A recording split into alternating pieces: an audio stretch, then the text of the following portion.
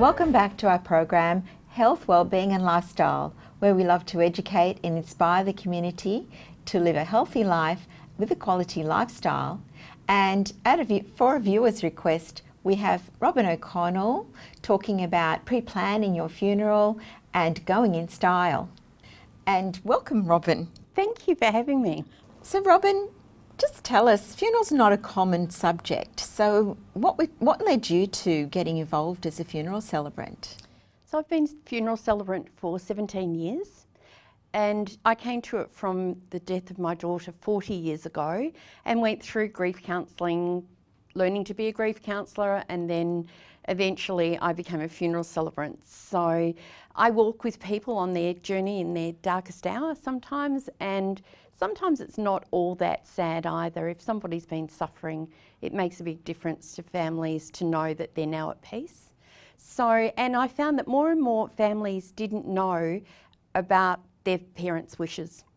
So even things like asking, how did mum and dad meet? They go, oh, I don't know. And there might be nobody left to tell. So talk to your kids, tell your kids about your life. That's a really important part. But I found in the funeral industry that people didn't know whether parents wanted to be buried or whether they wanted to be cremated. And it's no good 3 months later finding mum's will tucked in a drawer somewhere and finding out that she wanted to be cremated and you'd buried her, or vice versa.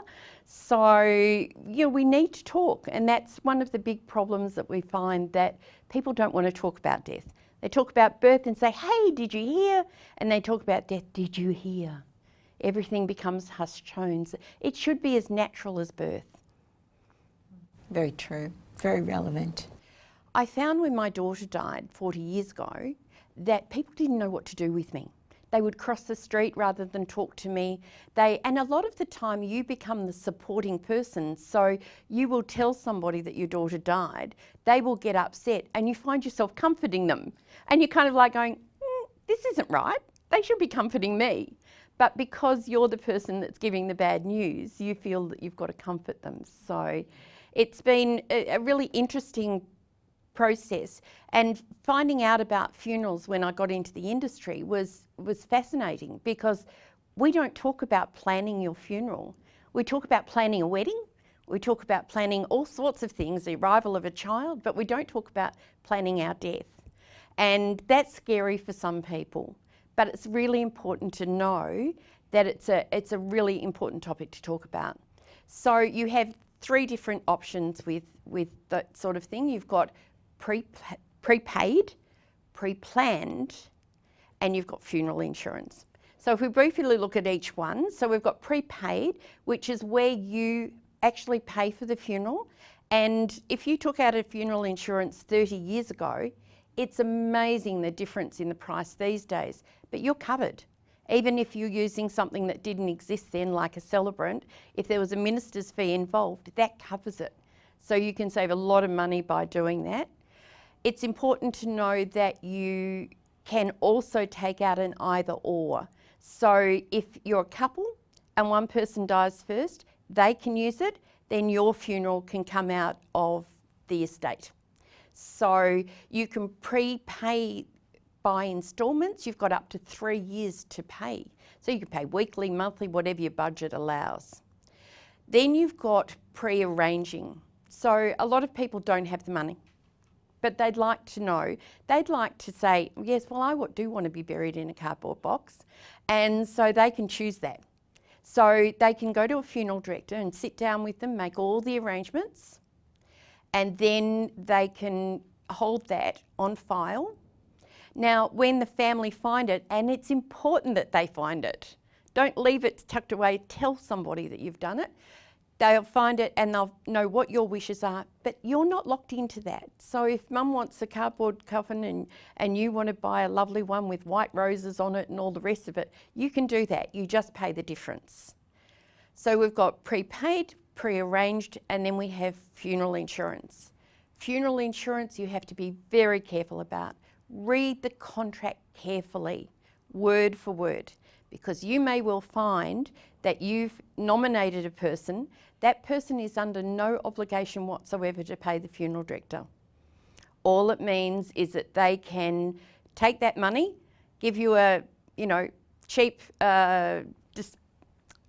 direct cremation and not do any of the things that you want and take off and have a nice holiday in Bali or something like that. Now, a lot of people think that a holiday in Bali is preferable to a funeral. We are people of ritual. We need that ritual of saying goodbye. So that's really important for people to know that a funeral actually is a ritual and that we really need to have that opportunity to come together and to say goodbye as one. So there's more and more people, oh, I don't want to fuss, just send me off to be cremated and have a big party.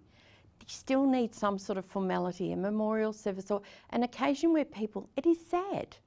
So you need that opportunity, but you also need to celebrate all the things that they are and were. And what about leads to another question, what about if the family wanted something different? They can do that. As long as they honour the person's wishes, because that's what they've left behind. But, sometimes they might want a beautiful song that gives a lovely tribute to their mum. Now, as a mum myself, I wouldn't pick anything like that. I wouldn't dare to think that my children think of me like that. So sometimes it's really important to have that flexibility of picking 2 songs but leaving one to them so that they have a choice to be able to do it. But they can certainly change anything that they want. That's wonderful to know. And what sort of information would a funeral celebrant or funeral director need before the funeral? Oh, so many people don't leave any sort of information for their children. So there's legal things like you need to list down their mum and dad's occupations, and people go, gosh, I don't know, it was just Nana and Pop. We don't even know their full names. They need their full names. We need to know significant things like, how did your mum and dad meet? And there's lots of resources online now to be able to say, go there, write down what your memories are. What you remember as a child, what you loved doing as a child. Because if your siblings have all gone before you, there's no one around to tell your story. There's cards that you can buy. There's all sorts of things that can help you tell your story. Thank you for that, Robin. And for more information on Robin O'Connell and pre-planning your funeral and going in style, please go to our website healthwellbeingandlifestyle.com.au. After the break, we'll be back with Sandra Calloc with Feminine Empowerment and Tracy Jardine talking about eliminating refined sugars from our diet.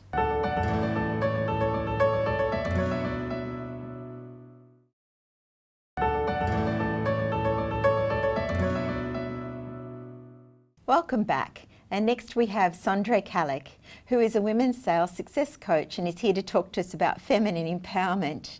So welcome, Sandra. Hi Linda, how are you? Great, thank you. And so what is feminine empowerment? Yes. Well, let's start with what feminine empowerment is not.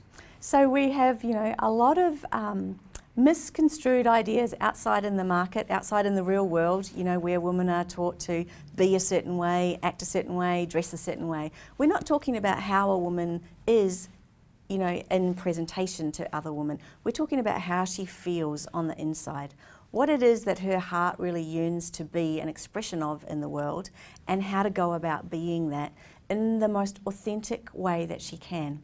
And for a lot of women, we are very disconnected from our hearts and from what it is that we really want to do in the world, because there's a lot, that we need to balance, we need to bring into account. And we, as women, tend to change roles, during the day, a lot more than what men do. We have a very different way of wanting to be in the world. And, like, for me personally, I'm a mum, I'm also a grandma, I also run 2 businesses, so I'm forever changing track. And, women find this difficult, a lot of the time, as to how they keep their energy up, how they really actually, in service to everyone else, are actually looking after themselves. And for me, that's where feminine empowerment really starts, is where a woman will take the time for her own self-care, her own self-nurture, understand her value in the world, and also, like as a mum, my tendency is to be a nurturer, to care, but I've got to make sure that I have boundaries that don't allow me to overgive, at the expense of myself. So feminine empowerment is really about being able to stand in one's value, understand what is good for themselves whilst being in service to other people, and also to find a way in which, you know, we get to grow, we get to expand as not just a woman in a woman's role, depending on what that is, you know, a wife, a mother, a sister, you know, what does our soul want in this experience of life? And how is it that we can bring this aspect of natural desire to grow and have that really be of service to us as a woman? So for me, empowerment covers all aspects of being a woman, and where I help women the most is where we're looking at their business. Yeah. So important to look at all areas of your life, isn't it? And we forget about those other aspects. Absolutely, because everything we do is integrated. You know, we can't, just because we're changing hats, we don't actually change who we are.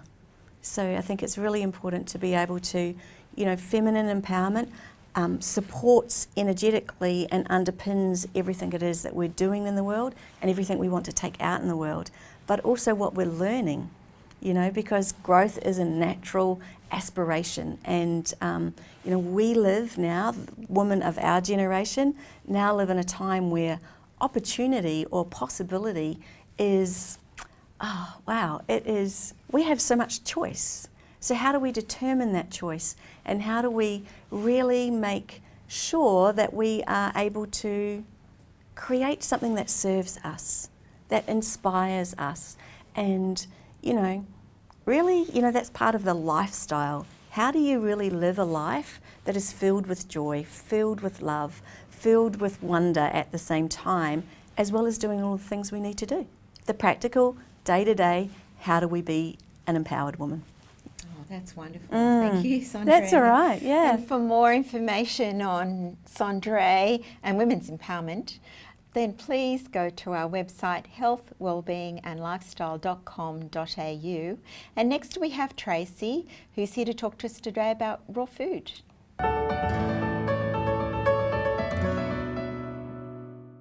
Welcome back. And we welcome back Tracy Jardine. Welcome, Tracy.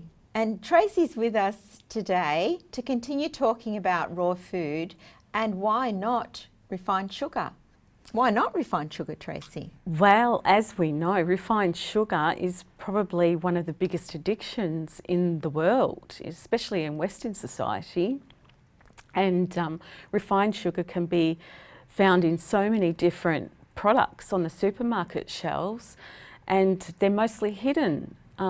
Things like sauces and marinades, they all contain sugars, and unless we're looking closely at the labels, we don't know that they're there.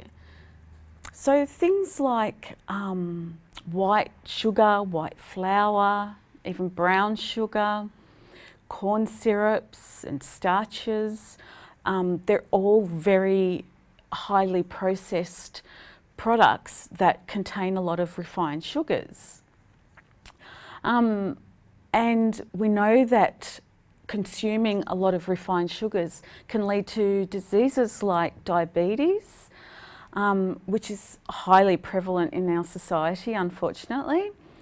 But if we look at taking on a raw food diet, eating more raw foods, we are going to reduce the amount of refined sugars in our diet. So things like green leaves, spinach and kale and that sort of thing. Nuts are really good fats and oils in nuts.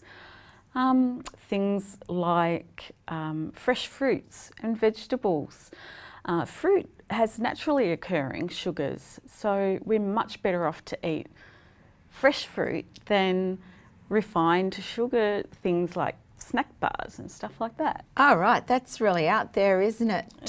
For people in the awareness to think of, you know, of juices and things like that, which may not be as pure. Absolutely, Linda. Yeah, that's right. Yeah, juices are a good one, unless you're there like squeezing the orange yourself, which takes a lot of energy, but that could be a good thing because you're burning calories when you're squeezing that. True that. That's true. So yeah, we just need to be wary of the things that we're picking up off the supermarket shelf and checking the label. Yeah, because the refined sugars are there and they're hidden, and what we want to do is reduce the incidence of diabetes and increase better health for everybody. Right.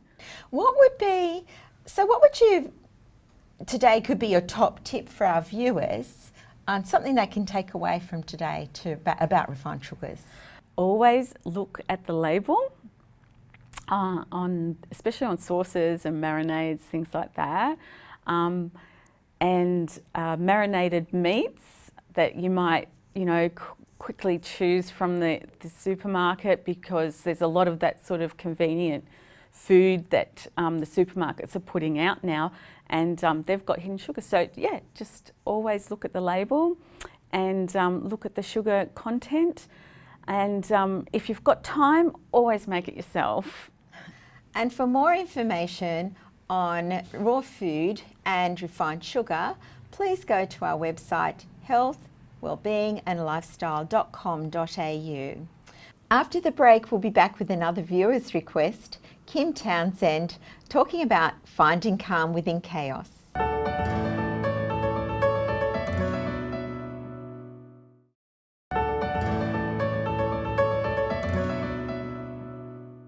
Welcome back. And next we have Kim Townsend, who's a lifestyle coach. Welcome, Kim.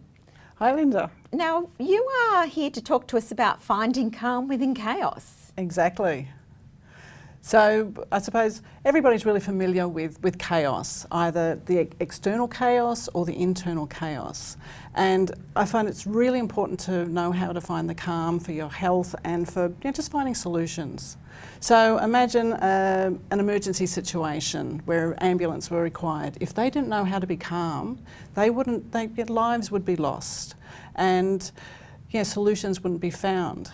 So finding calm within internally and externally is really important. I suppose what I find is that so many people are living today in a place of stress, and stress is it's a silent epidemic. It's an addiction, and it's slowly killing us. I mean, there's the stress of what you're doing right now, but what the body does over time, it creates all those chronic illnesses and is really debilitating. So it's really important to find calm. And what would you say are some tips for actually finding calm within chaos? So there's quite a few things, but the easiest thing is to learn how to use your breath. I mean, you hear people say, just calm down, take 10 deep breaths. It's not an old wives' tale, it is a fact of living. So you find the calm in the breath, just deep breath in, deep breath out, and you'll find it's calming.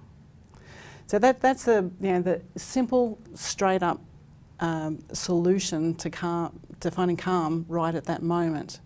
But for a bigger picture of calm and having calm throughout your life, there's things like what I call the SOS, simplifying, organising and systemising things. There's also what I call connectication, which is about learning how to communicate, to have connection so you can create your support team. And that helps you to find the calm, because you learn to express things and release any of the tension that is within yourself. So I guess that incorporates you have loads of other tips, don't you? You have loads of other simple things people can do to simplify. Yeah, so there's understanding what the triggers are, what does set you off, and learning to either eliminate those triggers or to minimise them, or figure out how to approach them. As soon as you feel that anxiety or that discomfort inside, do the deep breaths rather than waiting for it to explode. So finding a bit of time between a situation, and instead of reacting, learning how to respond. So you're doing it mindfully and and consciously. Oh, fantastic. Yeah, though I guess that other thing is the breath work and the finding that relaxation, and simple things like that about that.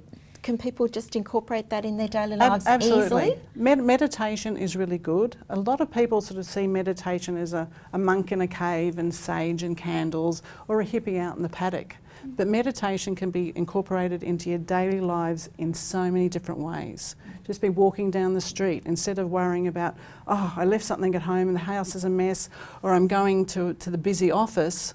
Just breathe calmly and just focus on being present, being there in the moment, just enjoying the walk. So that is the simplest form of meditation. It doesn't have to be something you set aside for half an hour. You can do it anytime, anywhere. In the shower. Oh, that's just it's fantastic. really simple. Yeah. Thank you, Kim, for sharing that. And for more information on Kim or finding calm within your own chaos, then please go to our website. And for now, we'll say bye-bye until next week from us all here at Health, Wellbeing and Lifestyle.